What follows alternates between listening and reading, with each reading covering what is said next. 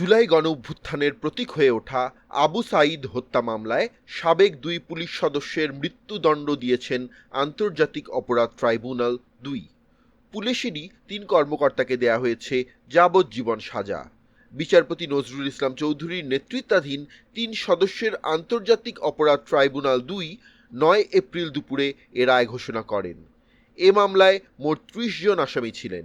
বাকিদের বিভিন্ন মেয়াদে সাজা দেয়া হয়েছে। মৃত্যুদণ্ডপ্রাপ্ত ২ জন আসামি হলেন পুলিশের সাবেক সহকারী উপপরিদর্শক আমির হোসেন এবং সাবেক কনস্টেবল সুজন চন্দ্র রায়। তাঁরা দুজনেই গ্রেপ্তার আছেন। ২০২৪ সালের ১৬ জুলাই রংপুরে বৈষম্য বিরোধী ছাত্র আন্দোলনে বেগম রোকেয়া বিশ্ববিদ্যালয়ের শিক্ষার্থী আবু সাঈদ গুলিবিদ্ধ হয়ে নিহত হন। তাঁকে হত্যার ভিডিও সারা দেশে তোলপাড় সৃষ্টি করে। ভিডিওতে দেখা যায় আবু সাঈদ ২ হাত প্রসারিত করে সড়কের উপর দাঁড়িয়ে আছেন, আর পুলিশ তার বুকে একের পর এক গুলি করছে। এ হত্যাকাণ্ড আন্দোলনের মোড় ঘুরিয়ে দেয় এবং সারা দেশে ক্ষোভ ছড়িয়ে পড়ে।